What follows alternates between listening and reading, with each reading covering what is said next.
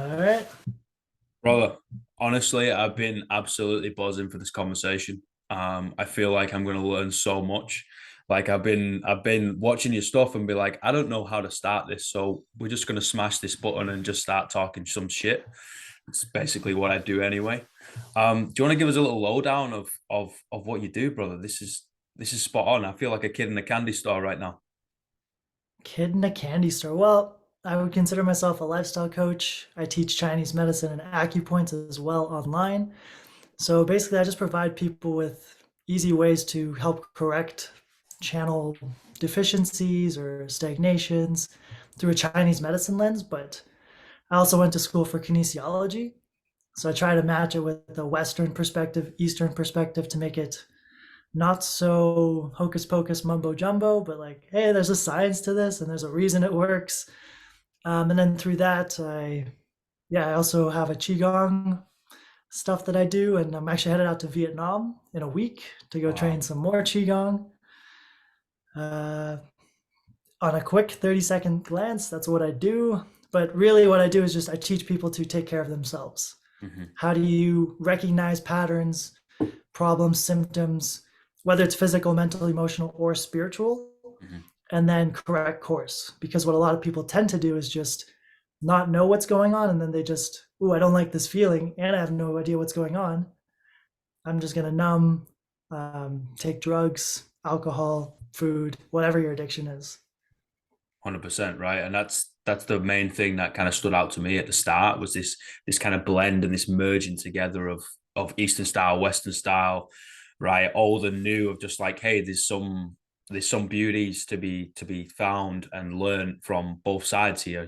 We are this whole creature rather than just, oh yeah, all I do is I work out or I do my job or I'm a husband or whatever it is, right? It's like, no, no, no, we're this weird evolving creature that we can take lessons from it all. Exactly. I spent a lot of time in the gym.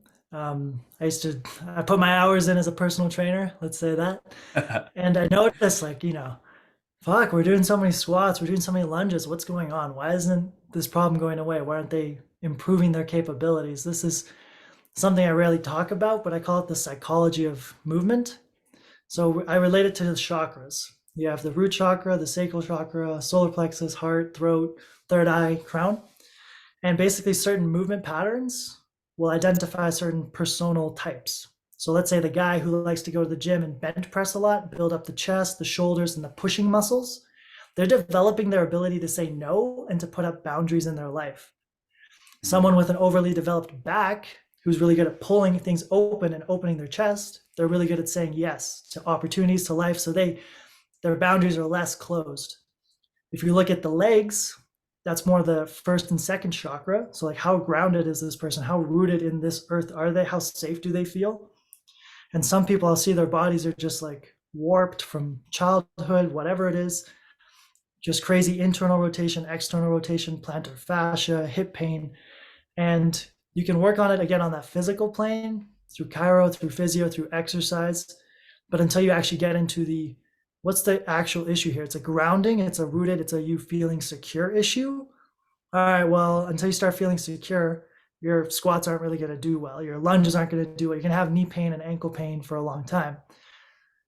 Same too for like, there's just so many ways to look at it. So a female that's, let's say, taller and starts getting breast tissue at an early age might start feeling like shame, like, oh, everyone else around me doesn't have this and I'm really tall, so now I'm just going to start to slouch, close in my posture, hide everything I have.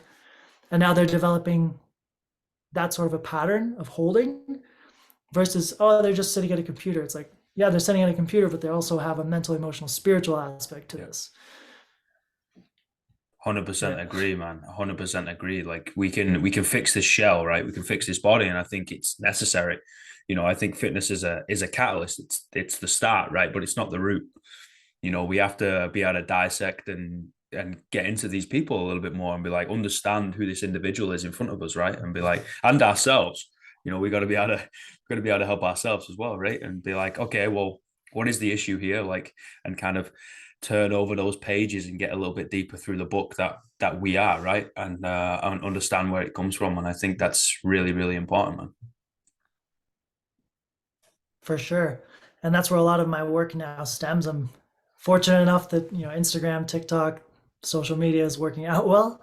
So I'm able to just spend my time figuring out, how do I teach this? How do I create not just 20-second videos, but longer form content? I wrote like 3 books this year, put them out. One focuses on that physical. It's called How to Lose Weight Without Working Out or Counting Calories. A little bit cheeky, but basically it just focuses on, hey, what do you need to do to take care of your human being? And here's a simple step to do it. But the initial part is talking about mindset and understanding goals and understanding your why. A lot of the times people think, all right, today's a good day. I'm going to start losing 20 pounds. And then they go into all these things that they think they should do, work out, eat less, blah, blah. But really, the first step, if you're actually serious about a goal, whether it's physical, mental, emotional, spiritual, is to sit down and be like, why am I doing this? What's the purpose? What am I going to get out of it? Because otherwise, the next day, you're going to completely forget and eat your usual diet, not go to the gym, have bad conversations with significant people, and there's no catalyst to change. So I think a lot of people look and see like, oh, all these things I have to do externally, but it always begins with, like Simon Sinek says, start with why. Once you have that strong why, the how will come. You will learn how to overcome whatever you want. Well, bridging off that why do you do what you do? Great question, man. I would like to talk on kind of like the appearance of people online. We have these Instagrams, we have these TikToks. Everything looks really nice and tailored. And it's like, if you just saw me there, you'd think, this guy's got his shit together. He never makes a mistake, never eats a carb in his life. Yesterday, I had a hell of a fucking day. I was just alone in my own thoughts, negativity. It's like, pull yourself out of this, man. Pull yourself out of this. Tomorrow's not going to be that day. And then sure enough, today I woke up. It's like, did my tools. I did my breathing practice, my qigong, reading, and everything just comes back together. So my purpose and why, every day I wake up and I ask myself that, like, why am I getting out of bed today? There's no stationary forever permanence that people like myself. I like to think like, oh yeah, once I figure it out, that's it. I figured out the rest of my life. It's like, no, some days you'll wake up and you'll know, like, this is my quest right now. This is what I'm going for. These are my goals. These are my responsibilities. And other days it's like, well, I don't really have anything to do. So what do I do? No, but actually, my purpose right now, I'm building a lot of stuff online for my business to help people with their health. So I'm working towards like online qigong memberships and courses to teach people how to qigong. For those who don't know, it's an energy practice. It's a way of working with the energies in your body and your channels, similar to yoga, but it's got a Chinese medicine philosophy behind it. And so what I'm studying now is medical qigong. I went to school and I have a diploma of acupuncture. So I studied some medical qigong there. I've lived in China for 9 months. I've trained qigong there. So now I'm going to get more qigong training from the medical perspective. Whereas the guidebooks I write, they teach you like, if you have these symptoms, this is the root cause of your problem. And it's usually like a liver, heart, kidney, spleen, stomach, one of the organs in a qi deficiency, a blood stagnation, or yin or yang balance. And for people listening, it sounds kind of like, what the fuck is he talking about? It's really simple. Like when you break it down. But yeah, so my goal right now is just to get qigong out into the world more. And then I'm working something on the creators side where I want to help creators in the health and wellness space be able to basically create videos that go viral, have bigger followings, and have a bigger impact on their end. So for me, it's not just about growing myself. I'd like to be able to impact other people that can impact other people. So that's my purpose right now. I completely agree with purpose changing, and you're going to wake up some days and it's going to be slightly different, right? And that's personally what I believe as well, is purpose is a man-made thing. We kind of fabricate it to take us down a course, and then sometimes that course needs to change.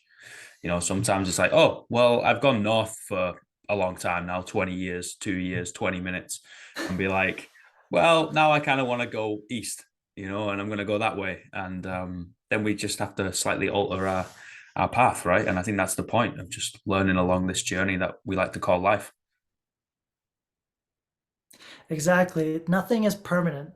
Nothing Once is you permanent. realize that, everything will pass. If you have a negative emotion, humans think that that emotion is going to last forever. That's our perception bias. When you're really happy, it's like, wow, I'm going to be really happy forever. When you're really sad, oh, I'm going to be really sad forever. If you're anxious, you can be anxious forever. Yep. And I've learned that actually all these emotions are just signals from the body to cue you on the external. So, for example, if you're not working out, you're watching Netflix all the time, you're eating crappy food, you're in bad relationships, your body's going to start sending you the signal of anxiety, depression, sadness.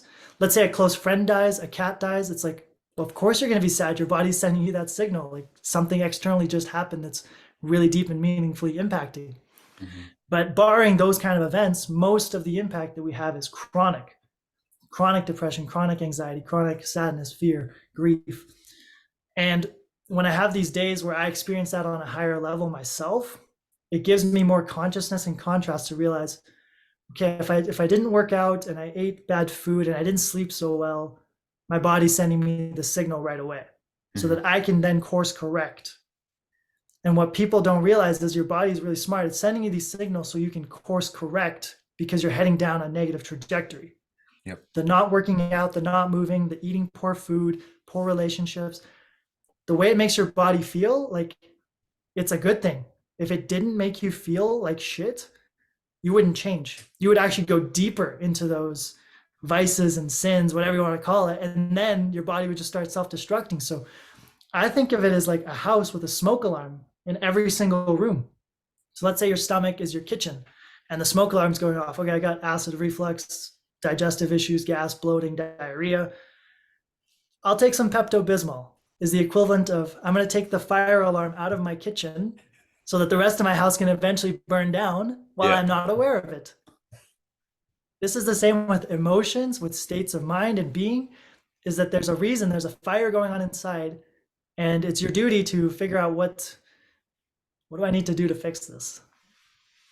100%, man. We like to numb ourselves, right? We kind of take the spectrum of emotion that is being alive, which is quite vast. It's quite diverse, right? And then we just kind of push it into the middle and be like, okay, I've got to stick between these two train tracks now, and I'm going to be like just okay, and that's all I can live with. I'm like, guys, that's being a zombie. Like that's not being a human being and truly being alive. Like you're supposed to pendulum to an extent, pendulum from side to side, right? And you're supposed to feel all these things. And like you said, is it just a signal?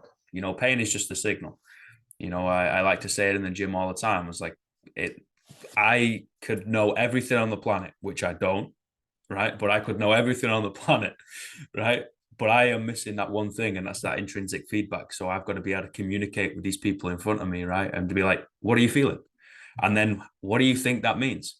You've got to get in touch, and it'll be a little bit more of a deeper relationship with this shell that you're in, right? It's like I can have a pretty good understanding of my body, but that's not going to help you, and that's not going to help the next person. It might be able to empathy wise, yeah, okay, fine, but to help these people, not so much. Yeah, I feel like I'm a pretty empathetic person. And so I have these split inside my head where I understand health to a high level. So when I see people exemplifying non-healthy things, it's like, what are you doing? And then I catch it. It's like, well, you're doing what you were taught as a kid and what Mm-hmm. your parents and society, and this is just programming that you're living automatically. Most of our lives is just 95% autopilot. This is the way I talk. This is the way I eat. This is what I do in the morning. This is what I do after work. This is where I poop. This is where I pee. There's no conscious shift. And thanks for having me on this podcast to be able to help raise people's awareness. So maybe one little thing that they hear from me, it's like, oh, I've heard that 100 times, but when Rad said it, it clicked. And that's part of my purpose, is to just be like, is this that moment where it clicks because it was said in the right way and you were in the Yeah. right moment to hear it? And it's just, the Buddha talks about a leaving of suffering. Um, I'm just trying to alleviate people's suffering one little suffer at a time, I guess. I think that's such a beautiful thing, man. I think that's such a It really is a beautiful thing of just being able to help another human being. Like I think it's like we have the life, right, and we see it through different lenses. And ultimately, you and I are going to see the same thing, but we're going to see it differently, or we're going to look at the same thing but see it differently, right? And so is everybody else on the planet. But sometimes we get to see life through a different lens, and it's just like, oh, all we have to do is this, and things are going to be a little bit easier, and people are going to know themselves a little bit more. Like, well, what are we going to do? We're going to take that knowledge to the grave, or we're just going to pass it on to those people that want to learn it. And I think that's a beautiful thing, man. Is helping people, alleviate suffering a little bit. Like the Buddha said, that's massive. Do you know Alex Hormozy? You've heard of him? Yes. Okay, he has a thing where he says that he'll pay any amount of money to make an obvious truth real for him. So some of the advice I give, some people don't believe, they take it. You can look at different diet advice, keto, carnivore, paleo, vegan, whatever. There's an obvious truth that is aligned with many different things. And some people don't see it. And I'm working on that myself. So let's say when it comes to money, like how much money can you make? When it comes to weight, how much weight can you lose? How much can you bench? How good can your relationship be? Do you deserve to have a good relationship to someone? Do I have a good relationship to God? Have I sinned in the past and now I know I'm going to hell? So therefore, it doesn't matter what I'm doing in this lifetime. The more you read, the more you learn, the more you question, and the more you watch other people that you respect, that you think are doing well, if they're doing something contrary to what you believe, maybe your belief isn't true and you shouldn't try and fight for it and try and save it. In the victim mentality sense of it, a lot of people are like, "Ooh, I'm the victim. I can't get out of this. I've learned helplessness." For people who have heard about that, and they choose to keep fighting for that. I am depressed. I am anxious. I have this. I have that negative thing. I'm always this way. Watch your language, because even when I take on clients or I talk to people and I tell them something like, "Oh yeah, Rad, that sounds good. I hope I can do it. I hope tomorrow I can do it." It's like, don't hope. Mm-hmm. Hope means you're not going to do it. Choose to do it or don't choose to do it. But hope is like guaranteed you're not going to do it. Yeah, agreed. It's the Yoda quote, right? Do or do not, there is no try. Exactly. I tell my little sister that all the time. I'm like, oh, whatever it is, whatever concept. And she says around, oh yeah, I'll try it. I was like, no, there is no try it, mate. You're either going to accomplish it or you're not. And if you don't, you'll figure it out in the long run. You just got to keep going. You got to keep swinging that bat. Unfortunately, like that's just life. Some people are a little bit more talented. Some people are better at academia, and they're just going to be able to pass these things flying colors first time. That's not us, man. So sometimes you just gotta get back up, try again, different way. That's life. Exactly. And to your point with the talent, is that usually the more talented you are, the less hardworking you're going to be. Yep. So if you are talented and you are good at something, you should recognize that and then double down and grind on it. And if you're not talented, well, you're going to have to work hard anyways. So it's just an important mentality switch too. And sometimes, let's say it's in business or relationships, things get easy, you get complacent, you start to think, I've made it, this is it. Well, then you start going downhill. So in my mind, it's like, I'm sure you're into fitness. Let's say like handstands, muscle ups, whatever, the 225 on bench. Then I'll be happy. 10,000 followers, 100,000 followers. I'll be happy then. And then it hits and you get like this small little cool, I did it. Ah, now I'm empty again. Yep. It's just, that's part of the process too. And I write about this, like, you need those bigger goals, one arm chin ups, handstands for 20 seconds, whatever it is, $1 million in the bank. But then you have to break it down into a process. So process goals to me equals habits. So let's say I want to learn a language. I can think about it as I have to study 1,000 hours, or I need to learn 10,000 words to know that language. But that doesn't really do me anything for today. It's just like a giant elephant. And how do you eat an elephant is one bite at a time. So you take those big goals and you convert them into process goals. So instead of thinking, okay, I want to be fluent in French, you think, today I want to spend 10 minutes reading French or listening to French. And then the goal becomes the action rather than the outcome.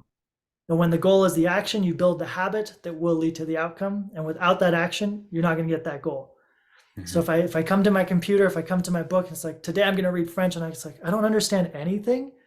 Doesn't matter. I said 10 minutes, reading 10 minutes of French. You add that up over weeks, months. Same with going to the gym. Instead of I'm going to bench 225 today, it's like I'm going to show up to the gym and put in my effort. That's what counts. Yep. We say in the gym all the time, intensity is a sliding scale, and that's going to be the same. Like, your output is going to be sliding in how good it is, right? Sometimes you're going to get there and it's going to be really shit.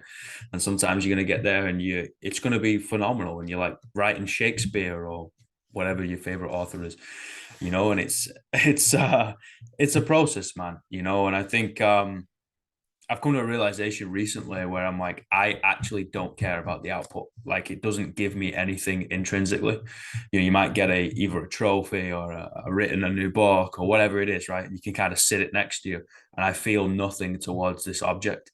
It's that input. You've got to you got to find something that you fall in love with, the putting in the hard work towards something, right? And you're like, I love just sitting down and grinding, getting in the gym and lifting, or Zumba, or whatever it is, right? Teaching an English class. If you love the process of it and fall in love with that, like, you'll end up getting a lot further. Yeah, and speaking to that, sometimes I guess when I was coming up in this 10 years ago plus, when I started reading personal development books, Rich Dad, Poor Dad, that kind of stuff, it's like, these are some interesting theories, but I'm not good enough to implement. I don't have a skill that can make money or be worthy of love or joy or celebration. And then as I started learning and going into it, you start to see other people in your field and you go, this person's successful. This is their jerk. They don't really work hard and they're not doing anything. And it's like, it gives you comparison and perspective Yep. to see like, oh, I can do this if this person's doing this. And the number one thing for me is just, it's free. It's be kind. Mm-hmm. There's so many people on that where like, hmm, if you're kinder, you definitely like, you need to be assertive, business like, but at the same time, people want to work with people they like. They can trust you to do the job. They can trust someone else to do the job. They can know two people, but end of the day, when you're going to hire someone or whether you're going to be with someone in a relationship, you want to make sure that you're someone you like and that they're someone that you like. So that's one of those staple skills in communication that is overlooked, where you might not know how to improve your business or your money making, your life situation, but you can read books on communication, how to win friends and influence people, 92 ways to talk to people. I'm butchering that one, but it's by Leo Lowndes. um, you can educate yourself out of any situation. You might think that you're in a situation that's unique to yourself and your suffering is unique. I guarantee you it's not. Someone else has been through it. And chances are they've made a YouTube video, an Instagram channel, a book about it. And you can find it and start applying what they've done instead of waiting to learn over a 10-year period. Okay, you can drastically just steal someone else's knowledge and boom. Mm. Yeah, learning from others, right? Sometimes you don't have to make that mistake. You can learn from somebody else's, and vice versa. I try and say that to people. I was like, guys, like, I've fucked up more times than I care to imagine, So just learn from me, and you're going to be in a better position. But I got a question, brother. This question, I've been trying to figure out my answer for a while, and I've not come to my answer yet. The question is, what does it mean to be man enough? Man enough. Um, well, in our society, in ancient culture society, they had rites and rituals to become a man, whether it's to go fight, to go hunt, to go kill, to go survive. And our society has really taken that from us and actually kind of shunned it and shamed it. The only real way I can see through it right now is kind of martial arts and combative sports to test yourself. But to be man enough is just to wake up and accept responsibility for what you've committed to. Mm, So as I say that, I can feel my body being like, okay, the more you commit to and follow through, the more man you are. Because you can see old men, 40, 50 years old, who've left their wife, their kids, they drink, they're on paper a man, but there's 15-year-old boys that have helped their single mother get through a bunch of stuff and work hard and to make the home right, and like that's more of a man than the 50-year-old that shunned his responsibilities. So being a man in trueness is being like, okay, I'm going to accept this responsibility no matter what, and I'm going to show up. So that can be in relationship and family and work, Mm. friends. That's I what's think coming through for that. I think that's really powerful, man. Waking up and then accepting the responsibility that you committed to, like that is really powerful, dude. Like, and that can stretch across everyone, right? It's not just, oh yeah, you have to be a male to accept responsibility. That's not what we're saying. Like, it can be everything. It's just a question and a term used, right? And I think that's yeah, that's really really powerful. I like that a lot. Yeah, I think I've been playing with that idea, and today that's how the sentence came out of me. No, I love it in That's real time, man. Because that's what we are. We're real people. Like, don't sit down and script things. This is not an interview. This is a conversation. I'm not fucking worldwide news or BBC. I'm not Piers Morgan. Like, think I'm gonna start swearing. We're gonna stutter. It's gonna be this weird kind of organic thing, and that's people. We're real. We're gonna do things that are wrong. We're gonna do things that are right, and hopefully, we get more right than wrong, right? And we can just grow through this.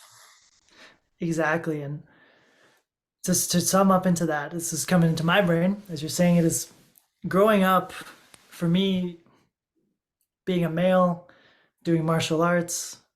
It was always, don't show pain, don't show suffering, don't cry, don't feel emotions. So it was a lot of time just stuffing emotions down and Mm. not putting it out. And then over the past few years, I've learned how to work through that through mental, emotional, spiritual growth. And I've learned that creativity and self expression is just super important for the soul and probably super important for whatever life goal you have. And I'm just going to talk to you through the process of what happened when you asked me that question. Is I didn't have some sort of actual answer. That was the first time I've said that. And to me, the more aware you are, the more attuned you are, the more you can pick up on like what the universe, consciousness, your higher self is sending you in that moment. And sometimes it's for me to hear, sometimes it's for you to hear, sometimes it's for a listener on this podcast to hear. And so I just have the confidence to say it and not filter it. So as you're growing through, if anyone is listening and is on that spiritual path, you're going to notice things come to you like, ooh, I don't want to say this.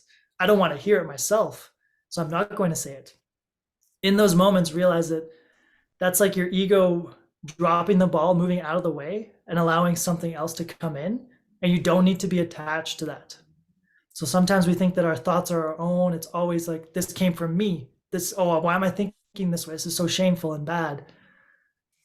And just being able to put it out in another way that you don't have to feel shame and guilt for your thoughts. Mm. And then another tangent, if your thoughts were actually your own, you probably wouldn't think so many negative thoughts in your head. So like your thoughts are not your own. There's a voice inside there that once you can start to look at objectively, you can make great changes from that. Mm. I wrote something a while back and was just like, don't be who you think I'll love, be yourself, and I'll learn to love that. And Whoa. I think people having their heart on their sleeve and truly just kind of saying how they think. They're like, hey, this is going to sound a little irrational, probably not going to make much sense, but this is kind of how I'm feeling. And we'll just kind of throw it out there. That, if you're a fly on the wall or you're the person receiving that in the conversation, it's such a beautiful thing to witness. And you're just like, you're a real, raw human being and we're going to figure this out on the table together. Yeah, great. Let's do it. Let's roll up our sleeves and get in here, because that's it, and I think that's, oh, dude, I think it's so special, and people need to hear it. More people need to hear that, like, it doesn't matter whether you turn around and be like, I don't know the answer, or I'm hurting right now, or I'm sad, or I'm getting anxious, or whatever. Just fucking say you, do you. whatever that is, do your thing. People hear me say it all the time, just do your thing. And we're like, this is great. No problem. We can adapt on the fly. We can figure it out on this dance floor. We can meander on down, right? And get to the sea. We can work it out. People, yeah, people need a little bit more self-confidence. Well, I like to give you a little analogy for that, and a personal story. Emotions, because we're not really trained to process and understand them as a child, Mhm. mostly because our parents didn't know it and they didn't teach us. It's like having to take a dump. Like, okay, my body's giving me the signal. I need to go to the toilet and I got to take a shit. Yeah. I go do that. If I don't, and I just hold that in, and then I do that day after day after day after day, like it just starts festering and building up, and eventually you're going to explode. So it's the exact same thing with emotions, as they keep building up and building up, and your body's trying to express and release them. But our actual training and guard for the defense against emotions is to shut down and not let them be experienced. So in Chinese medicine, emotions are the cause of internal disease when they're prolonged or excessive. And basically, you're going to feel these emotions, and sometimes you won't know what's happening, especially if you're doing the work personally to clear yourself out. For me, I've had moments where it's like I'm standing in the kitchen, my roommate's there, and I'm just like, you know what? I need to cry right now. I don't know why. My body just says cry and release. And I feel sad and horrible. And it's like, normally I would just stuff it down and keep ignoring it, but it's like I'm just gonna fucking release. I start crying, release. My roommate comes and hugs me. There's no questions. It's just like it just is.